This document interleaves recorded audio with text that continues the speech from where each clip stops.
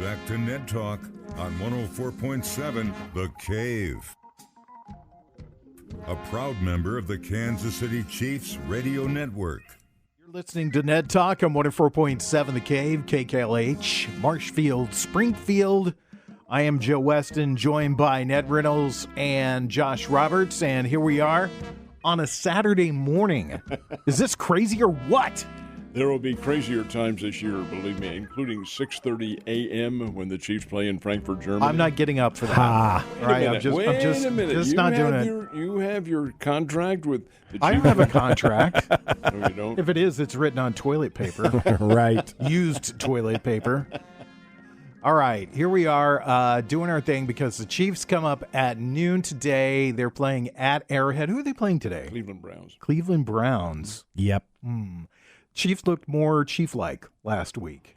Well, yeah, they did. Keep in mind now that it was almost a foregone conclusion. Arizona is really, really weak. Arizona, this is, I'm denigrating the team. They may go 0 for 16 this year. They're really not very good. Wow. They didn't have Kyler Murray, and they didn't have some of their other standout players. But over and above all that, they're just not a very strong team. Matter of fact, interestingly enough, they traded earlier this week for the Cleveland Browns' second-string quarterback.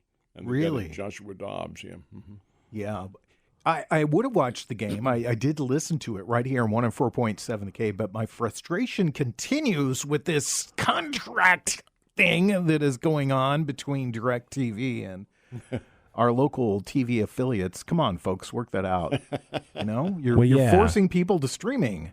Really, seriously. Well, exactly what they're doing. And then in streaming, it's only on the NFL Network. And the NFL Network is blacked out for the Yeah. Kansas City Chiefs games. So you have to listen right here at 104.7 The Yep. Cave. You should listen anyway. You know, we have that set up so that you can watch the game and listen to the Chiefs broadcast because there's a slight delay between the television broadcast and the actual action.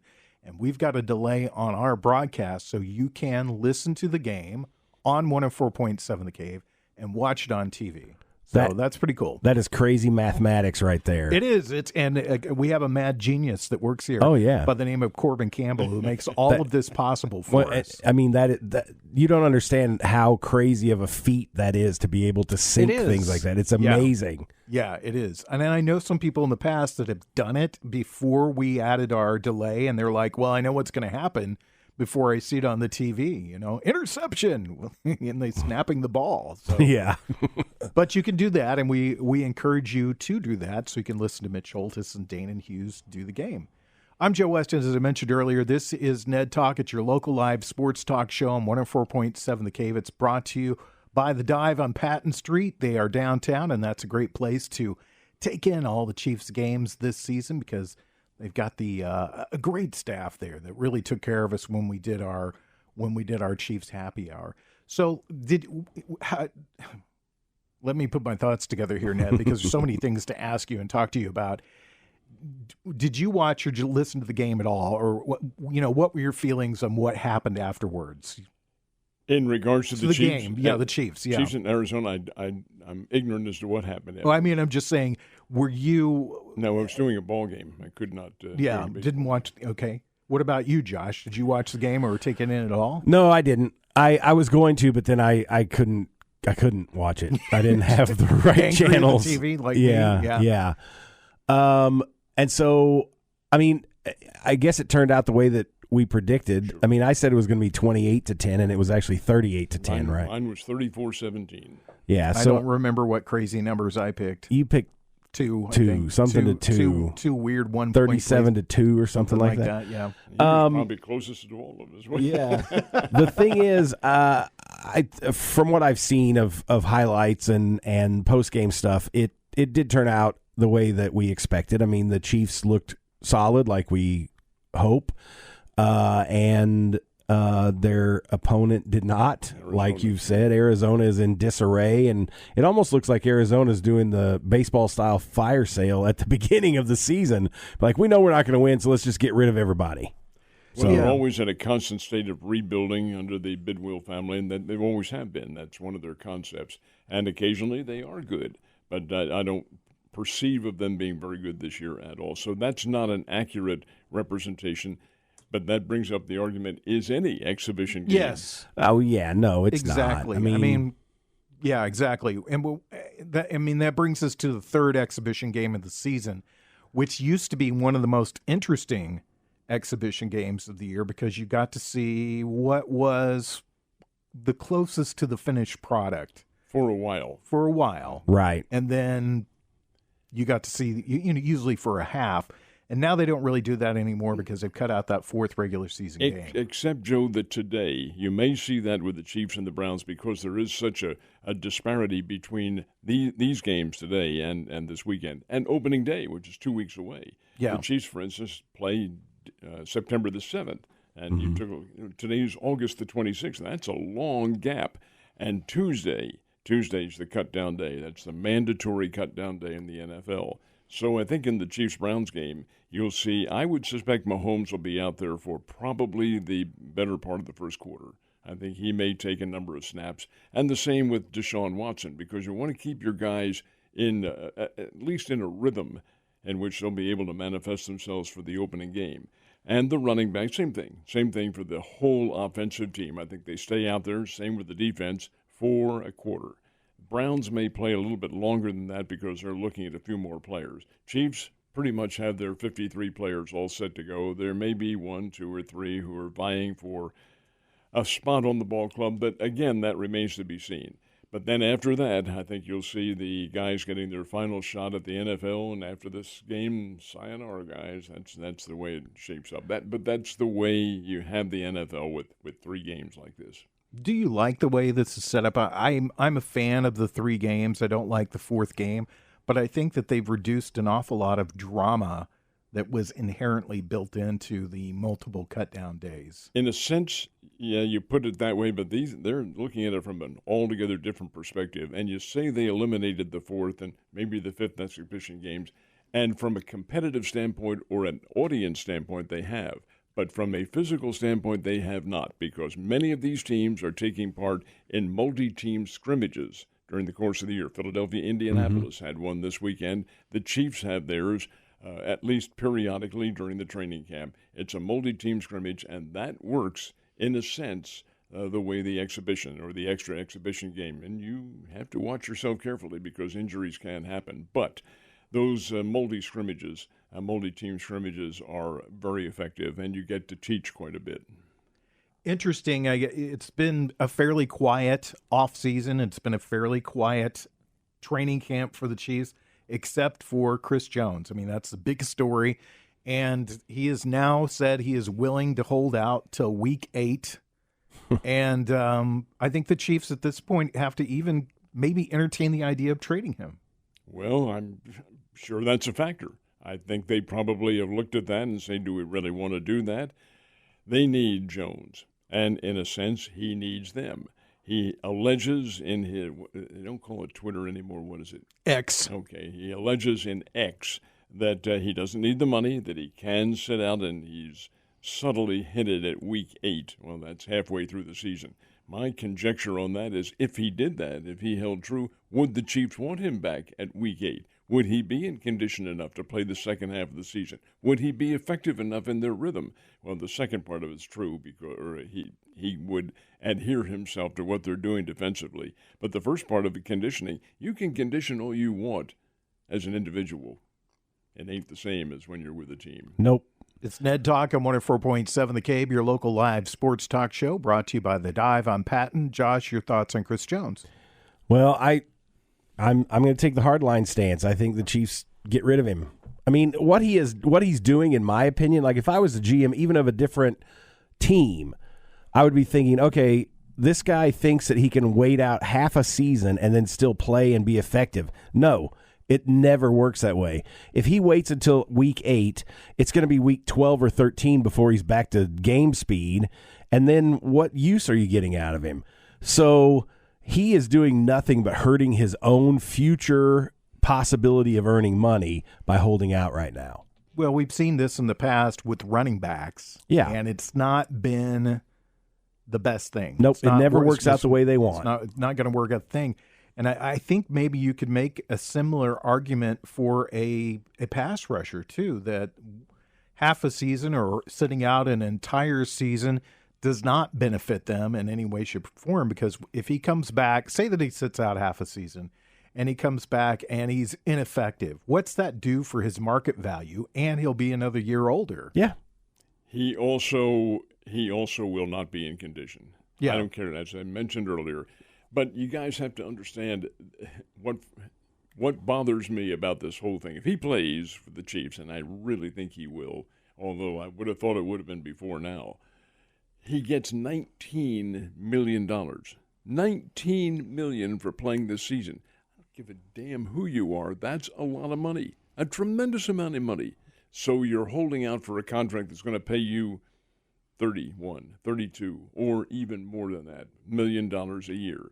A lot of money as well. But what benefit is there to that? It's so far beyond my scope of thinking. Right. When you're talking about that amount of money that I decry the ego factor here. Well, and if he really just said that he can afford to hold out till week 8, he doesn't need the money. He just said he doesn't need the money. Then get on the team, get in camp, play.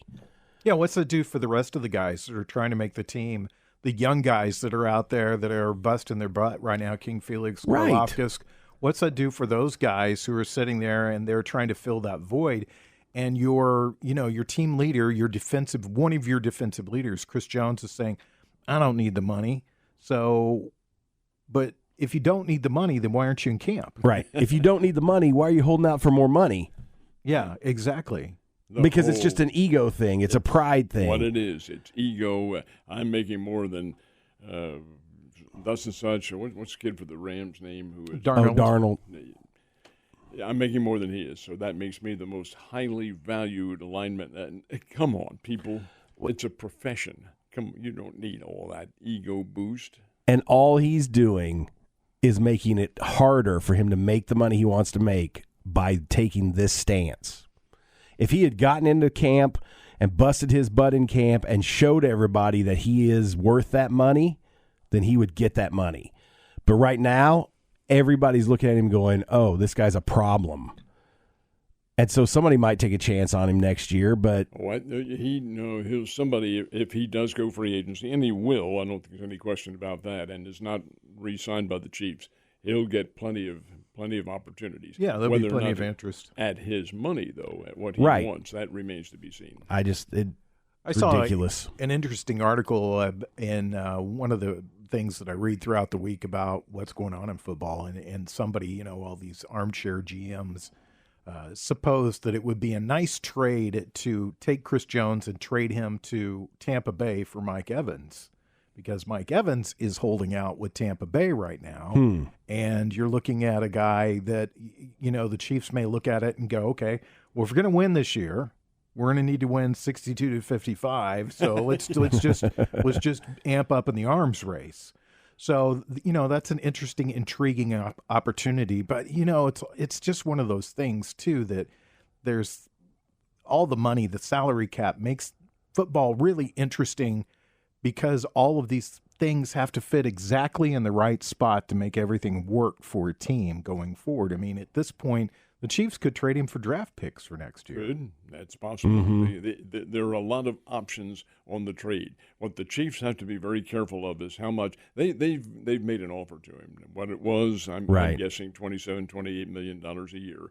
But they have to remain within the fiscal boundaries because of salary cap, number one, and some of the other players whose contracts are coming up at the end of this season who are also valuable members of the team. It is a TEAM game. It is not one person. There is no one-person team unless you're playing tennis, and then maybe there is a one-person team. But in this case, no. And I think Jones is certainly not doing himself any favors with the constituency, but this may be all a moot point because he may come to terms here before the season starts. Yeah, that's an interesting possibility. I mean, there's so many scenarios that could play out in this, and one of the things that we've discussed is that Chris Jones may not have really wanted to go to camp, may not have really wanted to go through exhibition football, and then in the next couple of weeks, miraculously, there'll be a signing. There's a possibility of that. A possibility, yes. Because, really, when you come down to brass tacks in this, we're talking about, and again, if it's $3 million, $3 or $4 million, that's the difference is where they're at this point. And that, granted, is a lot of money. But in the scheme of things, it's not a lot of money. You know what I'm saying? I mean, it's crazy that these guys do the things that they do, but it'd be interesting to see what happens. I mean, it could work against Chris Jones too. Say that the young guys step up and they play really, really well, and then Chiefs are like, well, we don't need you. But Joe, that's part of the contract, because how much of it will be guaranteed money? Now, these contracts are not guaranteed in total unless you have made a specific agreement, which I think may be a hang-up point with him. After all, he is 29 years old. Your football level of effectiveness is very limited in the NFL. It's limited in any part of that game because of the contact. And at 29, even though he is a pass rusher, how many more years does he have? And is it worth paying him that amount of money every year for that? But that's all for the front office to figure out. I think they will somewhere along the line. Are there any battles or anything that you're watching at this point that you think of interest for Chiefs fans in today's game? In the Chiefs game, yeah, the ones on whom there are fringe quarterback, for instance. Do they keep 3 quarterbacks? I think Blaine Gabbert probably is going to be number 2, but Shane Bichelle has been with this club here for I think this is his 3rd year, if I'm not mistaken, as a backup, and he has been very effective in the preseason, but so has Blaine Gabbert. We'll see how that works out. Do they keep 3? And maybe a key point on the defensive line, too, and the Chiefs do have some weaknesses at both ends on the line, both offensively and defensively, and they have to look at who the key substitutes are going to be. So you'll see some battles there, but in terms of the basic part of their 53-man roster, no. I think they probably have that almost set. Do you think the Chiefs make any moves before the season begins? I mean, I've heard some people talking about trading Clyde Edwards-Helaire. May not have to. I'll tell you why. When the cut-down date comes, which is Tuesday at 3 o'clock Central Time, of course, many of the cuts will come before then, but that's the mandatory time when you make that. And a number of players will be hitting the free agent market. Well, wait a minute, come over here on the waiver list and so forth. They may not have to make a trade. You can perhaps eliminate somebody from the team and sign somebody else. You do have to make a roster spot for them, that is true. But the trade might not be necessary. It might be, who knows. Interesting as all this plays out. And like you said, it's a little bit unusual this year, and I want to point this out to everybody, is that we do have this 2-week gap between the end of exhibition football and the beginning of the NFL season. Mm-hmm. And I guess that's a chance to give college football their big opening weekend that they do and all the pomp and circumstance with that. We've actually got a college football show going on right now that we're kind of watching in the studio. There are games today. Yeah. Maybe Notre Dame play in Dublin, Ireland. That'll be interesting. The Irish in Ireland. Let's see what the fan base is for that one. I believe it's the middle of the night over in Dublin. I don't know that for certain. It's a 5-hour difference, 5 or 6 hour difference between our time here and theirs. And that game's about noontime, 1 o'clock, somewhere around there. And then out in Los Angeles, San Jose State plays Southern Cal tonight. So there too. And here in town, Evangel opens up their season tonight. Yeah, but there's the big kind of party weekend for all of it's next weekend. Next weekend. Missouri, when we come back, excuse me. Go ahead. No, go ahead. Missouri opens on a Thursday night, and the Bears open on a Friday night, and then there are a host of games coming up this weekend or next weekend. When we come back, we'll talk a little bit about baseball. It is Ned Talk, your local live sports talk show, brought to you by The Dive on Patton.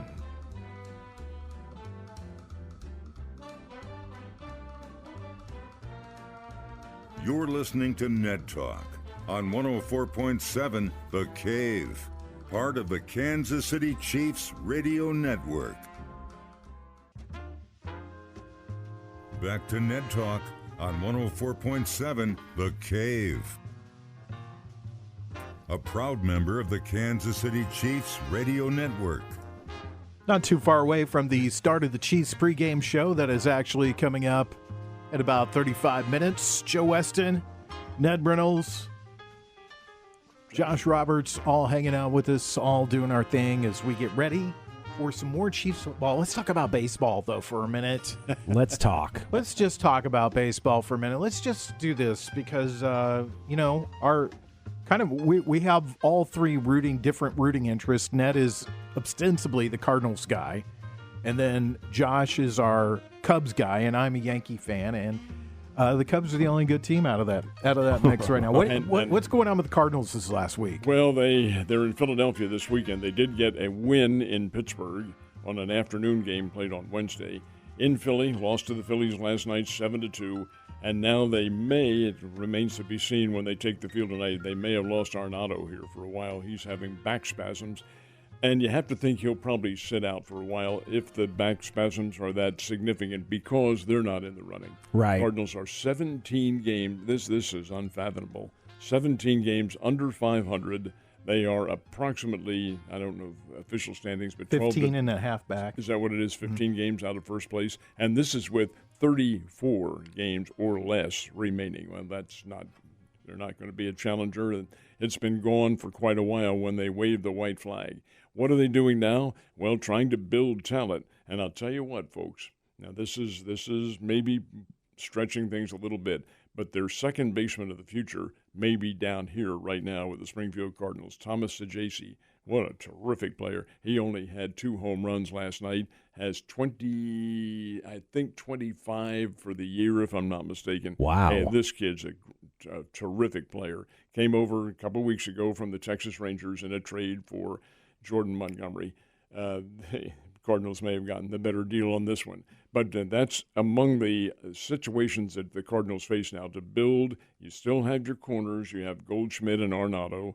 But it's a team game. We've talked about this all along, and I don't really feel like the Cardinals have a very good mix on the field. That's not to denigrate their talent, but the mix just doesn't seem to be working at all. Mm-hmm. Chicago Cubs 4.5 back of Milwaukee, who seem to have righted the ship and look like, as you've said all season long, the class of the National League Central. The Brewers, is it? Yeah. Yeah, Brewers. The Brewers have a pretty good team. Are they a great team? Well, when you get to the playoffs, everything gets thrown out the window. All records are new, and right. You start over again. Yeah, they could be a challenger. Well, here's the problem with the Cubs. The Cubs will, in a 3-game series, they'll win 1 out of the 3 or 2 out of the 3. They're not sweeping these teams. Like, they're playing Pittsburgh right now. I think they won the first game and lost the second game last night, just 2-1, but they still lost to a team that they should have beaten.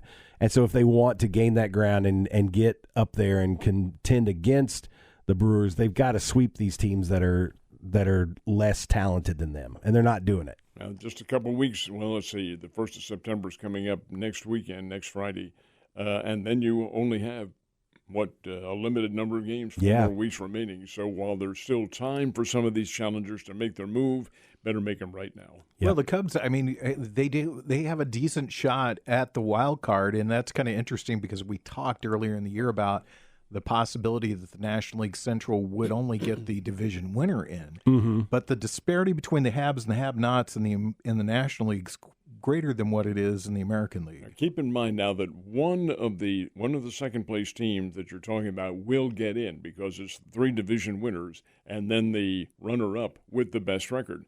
Now, that eliminates one right there. Then you have 2 more who will make it for the wild card playoff. And yeah, the Cubs, Philadelphia, they're all Arizona. very much. Arizona Cardinals are in there, and in a sense, the Miami Marlins are, although they're beginning to fade just a little bit. But it's interesting the way they have it. I'm not a fan of having these extra teams in there, but it is what it is. That's what MLB wants, and that's what they're getting. The only division race that's going on right now in the National League is that Milwaukee-Chicago one, and Cincinnati thrown in there too, 4 and 5 games back. But when you look at the National League East, Atlanta has a 13.5 game lead over second place Philly, who's not a bad team. Philly's a really good team, but Atlanta's that much better than they are. And then the Dodgers, who have kind of played middling ball for most of the year, have come on strong here towards the end of the year and have played really, really good baseball. And they have a 12-game lead over Arizona. But Joe, what team in the National League has the best record? I think you'll find it's the one in Georgia. Yeah, and that's what I said. Atlanta was just that much better than Philly that has a a good record at 70-58. I mean, most teams would take a 70-58 record at this point in the season. Definitely. When you look at the American League now, this has been interesting to me. Most teams play extremely well after they tread deadline, especially if they're front runner and they augment themselves. Texas Rangers have not. They have played pretty poorly over the last few weeks, and they now find themselves in a tie with Seattle for first place. And Seattle is hot and has one of the hottest hitters in all of baseball right now. He is. This is the kid who was such a big star at the beginning of the year, flamed out a little bit during the home run derby. But hey, they're playing Kansas City. They're playing the Royals this weekend. And the Mariners, where did the Houston Astros stand in that? Houston Astros are just a game back. Yeah, they're just a game back. I mean, that division is really, really tight. It's really something interesting for you. Well, you're probably going to Oakland, let me pass this along to you guys. Oakland is eliminated. They have E next to their name already. They have been eliminated from playoff competition. What a surprise. Yeah. The fact of the matter remains, though, that Central Division, Western Division, with the Texas Rangers, Astros, and the Mariners all playing it, may get all three of the teams in the playoffs. Oh, wow. Yeah. And the funny thing about Texas, too, is they're not a good road team. They're sub 500 on the road, 42-24 at home. Minnesota should win the National League Central. They have a 6-game lead over the Guardians right now. And Baltimore should win the American League East. Tampa Bay's fading. There's 3 back still, but I don't see them overtaking Baltimore. They beat the Angels last night. Wild card will be. Yeah, there's a distinct possibility they'll get in this wild card. How do you think it affects Baltimore that it isn't – wait, am I thinking of the wrong team?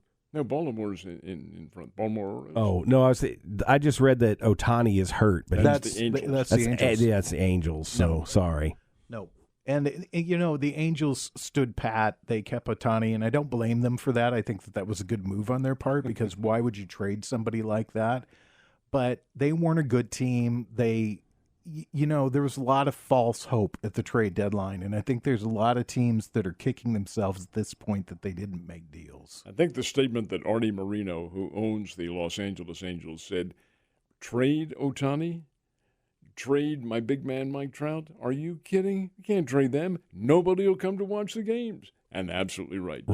You can't believe what a drawing card Shohei Ohtani is. Hey, guys, he is one of a kind. He is a true he is the essence of what baseball is. Pitcher, now he's got the torn UCL and may have to have surgery, but he's still batting.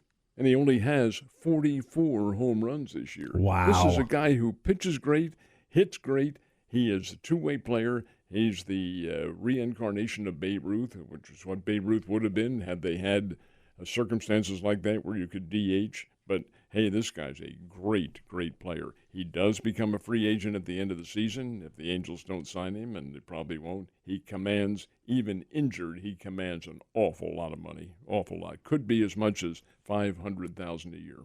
I think that when you see him in the future, within a couple of years, he won't be pitching anymore.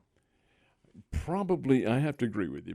He has great pitching skills. What was the doubleheader against the Detroit Tigers? He wins the first game, goes, I think, 7 or 8 innings, strikes out 10, allows 2 hits or something like that. Comes back in the next game, hits a couple of home runs. This is in one day. That's awesome. Jeez, come on, people. Yeah, that's an unusual occurrence these days in baseball. Well, I mean, it was unheard of since Babe Ruth. Yeah. So it's just, it's amazing. It's something to watch. And I want to point out again, the American League does have some very good races that are going on. Baltimore, 3-game lead in the American League East over Tampa Bay. Minnesota, 6-game lead over Cleveland. And then that American League West is the best division to watch right now.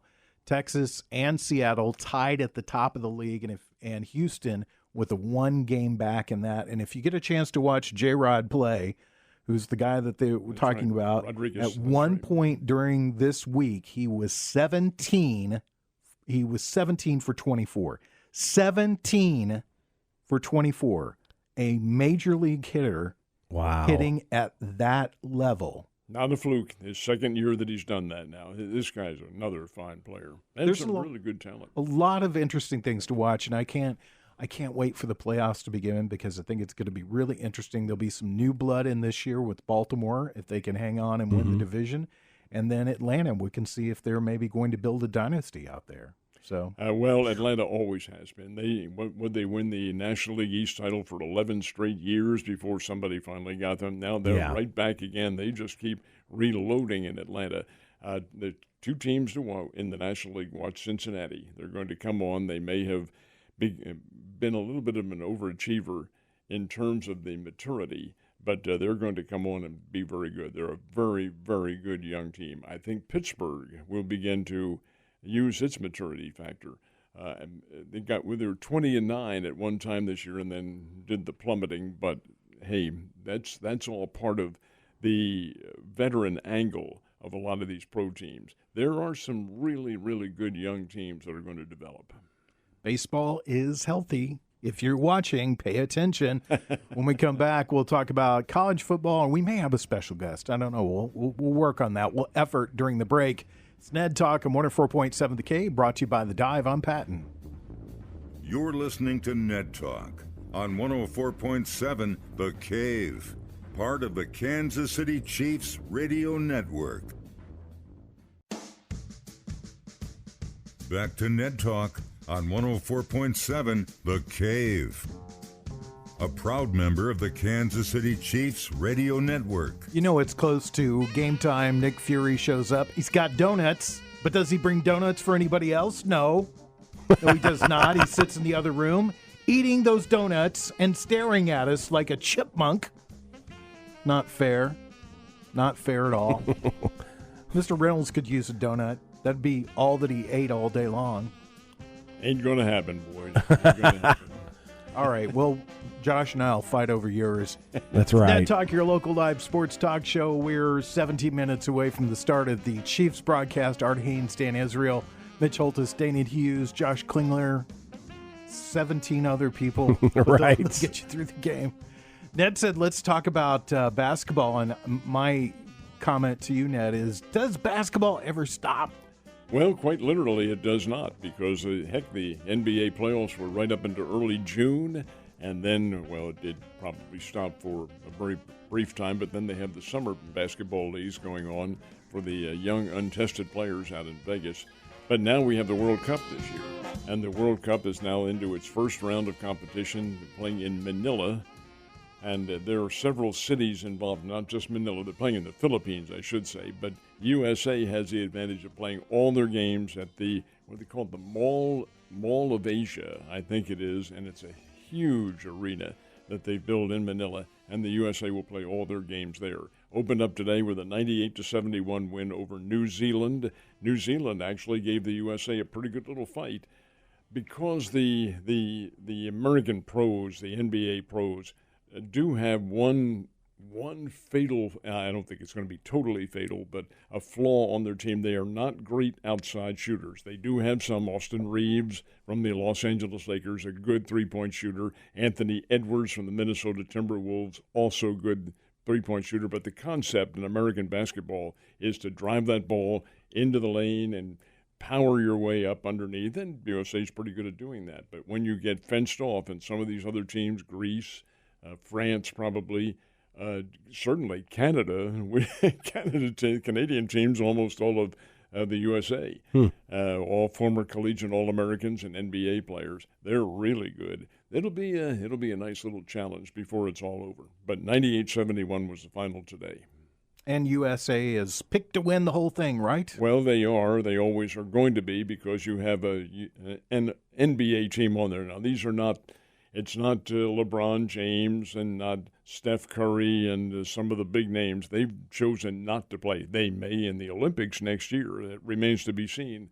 But no, these are younger, still very strong. Pablo Banchero of the Orlando Magic, the Duke All-America, he's fine talent, really fine talent. He's on the team. Edwards, who we mentioned from the Minnesota Timberwolves, also just have an array of fine players on their team. Jalen Brunson, the New York Knicks, these guys can play, but it's all that able to drive and physically overpower teams, which they did today with the New Zealand team.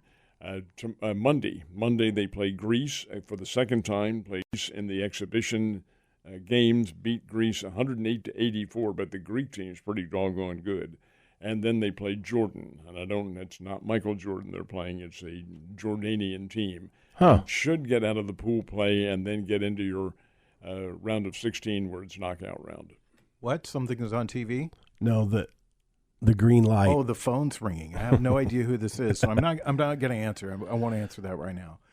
So let's talk about college football for just a minute, because I know that is something that is near and dear to your heart, Mr. Roberts. It is. Alabama, the team that is so clearly above most other teams Right. in college football.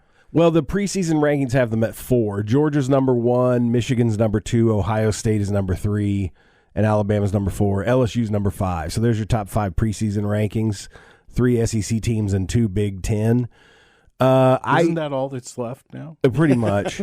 I don't give any credit to the Big Ten. I don't think they're as good as the SEC, and I never will. Alabama, their first game is against Middle Tennessee, which is not going to be it's going to be a huge score for Alabama. And Ned and I talk about this all the time. I mean, the reason that they have these Mickey Mouse games is because it gives a lot of money to those smaller programs. A lot of times it pays for their entire program for that season to play against a big team like that. And then theoretically it's an easy win for the bigger team. Now, ask Michigan about that a few years ago when Appalachian State beat them when they were like preseason fourth ranking, that kind of thing. So it does happen. Upsets can happen. That's the beauty of football. But Alabama, I think, is going to have a good season like they always do. They get to play Tennessee and Kentucky this year from the other side of the SEC, so those are not the top talent in that conference. And then hopefully they end up in the SEC championship and play Georgia again. Is Michigan even able to play this year? I mean, because I thought there were some sanctions coming down. Well, Coach Harbaugh was suspended for the first 4 games of the season. Then all of a sudden that suspension disappeared, and then he was going to be back. Then all of a sudden the lack of suspension didn't disappear. He's going to sit out the first 3 games now, as it turns out. But this is all part of the plea deal that Michigan and the NCAA have. There were some recruiting violations against the team, but to my knowledge, the punitive measures have not been released, if there are going to be any. So what do you think? I mean, we're seeing the same 5 teams that we see most season. I mean, LSU's kind of the floats in and out of that group. Yeah. I mean, how do you feel about this? Well, it's the way it always has been. The top teams are going to be dominant. They always are. It's become just so boring the last decade. I mean, there was teams that kind of moved in and out of this all the time, and now it's really the same 4 or 5 teams that we see every year. And Alabama, Joe, a lot of it is because they have now with the NIL and with the transfer portal and so forth. A lot of these good teams can get a whole lot stronger as the off season goes on. But is it getting boring? It all depends on where your fan base lies. Well, I mean, look at Josh. True. I mean, he's not bored by it at all. But I agree with you in what you're saying. I mean, I think the transfer portal is a bad thing in the sense that the top teams are able to pull the best player from a smaller, less competitive team, which makes them even less competitive. And so I don't like that. I didn't like the transfer portal from the beginning. I don't like the NIL. I don't like any of that.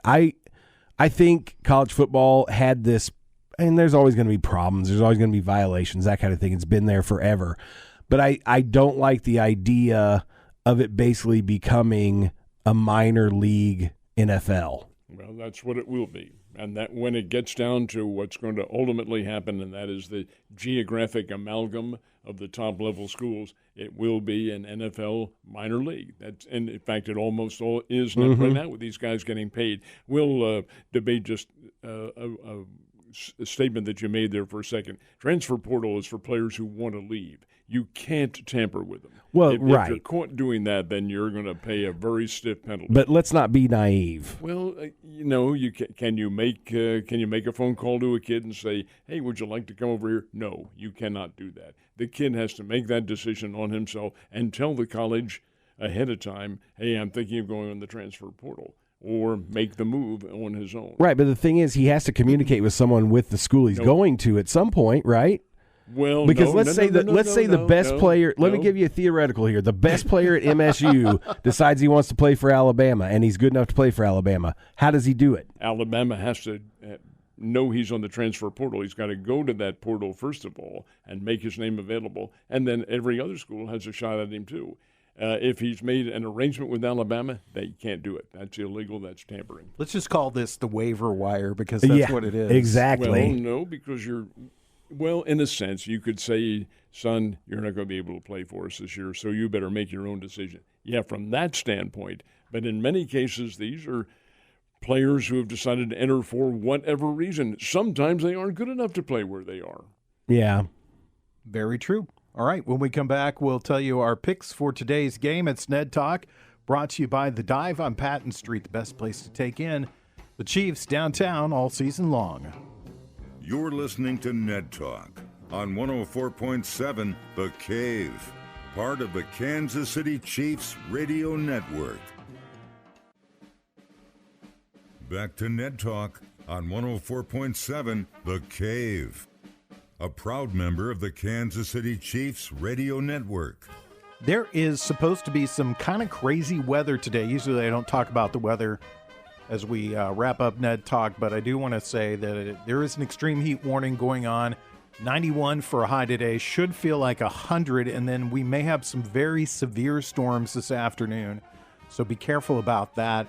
84, I think, for a high on Sunday, so that's good news. A break in the heat. I'm sorry, bad news for Mr. Reynolds because he loves the heat. He'll be wearing a sweater while he's mowing his yard. Yeah, 84. It's freezing out here. Oh, what am I going to do? Chiefs and Cleveland Browns coming up right here on 104.7 The Cave. Pregame show starts about 3.5 minutes, so now you get to listen to us blather about our educated picks that we're making for today's game. So, Ned, you go first. I think it'll be a relatively high-scoring game because you're not going to see the regulars in there as much. You're going to see players who are battling for those final positions, and you may see wide-open contests. I think the Chiefs win. I picked them 34-17 against the Cardinals. The Browns are marginally better than the Arizona Cardinals. I think Kansas City wins by maybe around, we'll say 31-21 over the Browns. Anything you want to keep your eye on during the game? Well, if you can watch it. I mean, is there anything that you, in particular, if you were watching the game, you would be focused on? Whichever of the quarterbacks, Gabbert or Bouchel, does well, and then some of the key line play, especially on defense. What about you, Josh? What's your pick for today's game? I think the Chiefs will win it 28-24. I think we'll see Mahomes and the first-string offense for most of the first quarter, and they'll score a couple touchdowns.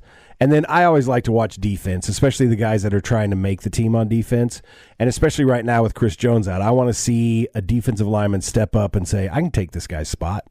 Yeah, that would be interesting to see that. That'd be great. I think I'm going to make a serious pick this week. Surprise, surprise, everybody. I'm going to say the Chiefs 27, Cleveland 13. Nice. I'm with you, Josh. I'm kind of interested to watch the defense play a little bit because that has been the weak spot for the Chiefs going into these preseason games. Yeah. Seeing teams be able to score on them would be interesting to see what the number ones look like for a quarter or a half or whatever they end up playing in today's game, how they play, and then not really pay attention to the rest of the score today. And I'm also really interested to watch the running back battle because Clyde Edwards-Helaire is, high draft pick out of LSU, has slid all the way to the number 3 spot on that team, and he may be trade bait as we go towards the season. Mm-hmm. So, since I don't know, can we watch the game today? Is it on something? Is there anything the we can watch NFL on? Network, which is where the Chiefs and the Browns will play, does have a blackout rule that they follow. And I know that the first game, didn't see last week, but the first game was blacked out. I'm assuming this one will be too, but it's an assumption. I don't know that. Yeah, I don't know. I wish everybody would get together and work on solving this problem that we have. It's Ned Talk. I guess I should point out to everybody that we'll be on the air at noon next Sunday because we don't have a football game, but we will be here noon next Sunday. That'll be our start time, our regular start time. Ned, you agree with that?